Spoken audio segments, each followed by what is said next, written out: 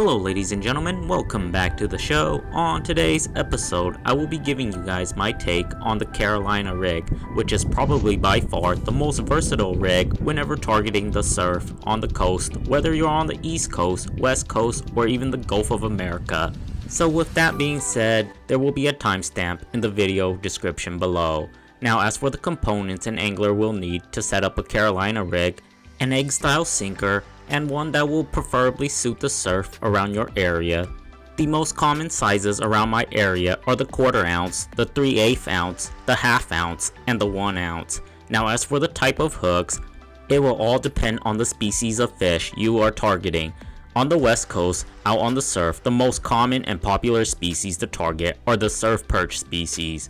Now as for the kind of hooks I like to use these bait holder style hook or a light wire hook. This hook have a much heavier gauge and in my opinion is well suited to target the big three, which are the barred surf perch, the red-tailed surf perch, and the calico surf perch. Depending on the size and species of surf perch available around your area should determine the size and gauge of hook that an angler should use. I like a light wire hook, especially when I'm targeting smaller species of surf perch. As for the leader material, I really like the Seaguar Red Label fluorocarbon.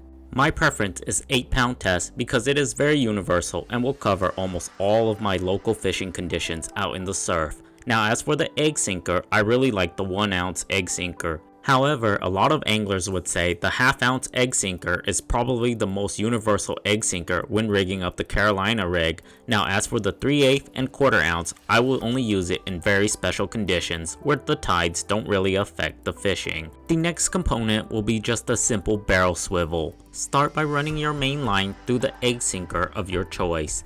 Then afterwards, if you like, you can also put a small plastic bead to protect the knot. You can definitely fish without the bead, but in my opinion, the bead will prevent the sinker from slamming into the knot where it is tied to the swivel. Afterwards, I'll attach the main line to the swivel. I like to use a very simple Palomar knot, however you could use whatever knot you prefer. Then I'll trim the tag end and the rig is almost complete. This is the basic component of the Carolina rig, which will allow the sinker to run and slide. Now as for the hook and the leader, I prefer to use anywhere from a 3 feet leader to about a 4 feet leader, depending on the conditions and clarity of the water. Now as for the hook itself, I really like to snell my hook, and once I snell the hook, I will tie the leader to the swivel. Then I'll just cut the tag ends and the rig is now complete. This is the Carolina rig. It is probably by far the most versatile beach fishing rig, whether you're fishing the West Coast, East Coast, or even the Gulf of America. This rig can be fished with live, cut bait, or even soft plastics. I will be using just a small piece of shrimp today for bait because I am not targeting the barred surf perch. I will be using shrimp because I will be targeting almost exclusively the striped surf perch because it is by far one of the easiest species for new surf anglers to target out here on the West Coast. Unlike the calico surf perch, the red-tailed surf perch, and the barred surf perch, the striped surf perch, in my opinion, is quite voracious and easily taken from the surf, and it is also a very common species. The striped surf perch, in my opinion, do make for great practice for new anglers trying to target the surf out here in Northern California. Unlike its counterparts that live in the bay or around docks and piers, the ones taken from the surf will be often of much bigger specimen than the ones taken inland around the docks and piers or even the harbors. Now let's discuss how to read the waves, because for a new angler, when looking at the waves that are crashing onto the beach, these waves can all look alike. However, to the seasoned anglers, these waves will give the telltale sign of the structure underneath the water. So with today's trip, I was faced with an outgoing tide. This ended up exposing a very shallow trough in front of me with a few rock outcroppings. With the outgoing tide, it is currently moving my Carolina rig from my right to the left, thus allowing me to sweep across the trough. I ended up getting a bite and I knew right away that this wasn't a perch. I wasn't exactly sure what species this was, but as soon as it began to come up, I knew right away that I caught myself a flatfish of some kind. In my past video, I did mention that I really like to fish the Carolina rig where the beach is relatively clean. Today I am on a very clean beach with very little to no snags on the bottom. And in my opinion, it makes for a great rig to use when searching out for areas where fish are holding. This was a very nice sand sole. This sand sole was about 13 inches, and these guys do make for great eating. However, I am not retaining any fish today, so he is one lucky fellow. I really do enjoy these guys pan fried or deep fried, but I am not in the mood to eat any fish today, so I will let him go. Alright buddy, thanks for playing, and I'll return you back to the water. My preference when I'm fishing the Carolina rig for surf perch is I will give this rig a cast as far as I can. Then once the sinker hits the bottom, I will feather a little bit of line out to make sure I have bottom contact. Afterwards, I'll close the bail and I'll begin the dragging process. I will also feel for which way the tide is moving the sinker along the bottom. Currently right now with the outgoing tide, it is moving the sinker and the bait from my right to the left. With the outgoing tide, the inner trough in front of me is actually really close to me. However, I still like to make a far cast out onto the sandbar because I like to sweep this bait along the bottom.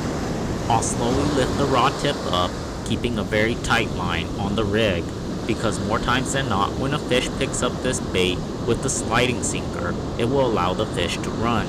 This rig is really popular and can be used to fish for a variety of species. It is also very extremely friendly for new anglers whom are trying to learn how to read waters, especially on the beaches of Northern California. As I've already mentioned, I really like to use the Carolina rig whenever I'm searching around on very clean beaches with little to no snags. The Carolina rig can be used to great effect when searching for fish. I ended up getting a bite and I knew right away that I caught my target species, the Striped Surfperch. This beach in particular does produce some really nice Striped Surfperch, unlike those that I've normally catch from jetties or near piers and even harbors. They don't get as big as the other three species like the calico, the redtail, and the barred surf perch, but in my opinion, these guys are heavily underrated. I really do like targeting this species from the beach, and a lot of folks ignore them in search of the big three. This was a very nice striped surf perch. This fish was probably pushing around 13 inches. I've already mentioned in my past videos that I am not a big fan of eating any of the surf perch species. I will show him to you guys real quick and I will return him to the water. This was a very nice striped surf perch, very pretty and full of colors. Some anglers do often wonder whether or not I do eat any fish, and the answer to that is yes, I do eat fish. However, when it comes down to the surf perch species, I am just not a big fan of eating these guys. I think they are highly overrated and definitely don't taste as well as many of the local panfish species available in many of my local bodies of fresh water. Now, as for the new anglers whom are trying to do this kind of fishing, I highly recommend that an angler just simply observe the waves. An easy way I would recommend an angler to learn how to read the waves is simply by watching how it washes up onto the sand. In front of me here is the inner trough. I can visually watch as the waves break outside on the sandbar and slowly washes up in front of me. This allows me to see that with the outgoing tide, the inner trough is right in front of me. Just think of a trough as a lane or a zone where the fish are going to feed and travel through. Depending on the tides and the water conditions and clarity, more times than not the bite will occur as the bait slowly drags or sweeps across the trough. Whenever I'm fishing with the Carolina rig, I really like to use it as a search style technique. It is a lot much slower than tossing a plug or a soft plastic, but in my opinion, it is far faster than using a drop shot or a three-way rig. With the three-way rig, I would literally have to position the bait and let it sit there for a while before moving it, whereas with the Carolina rig, I can constantly drag it along the bottom to see if I can entice any fish.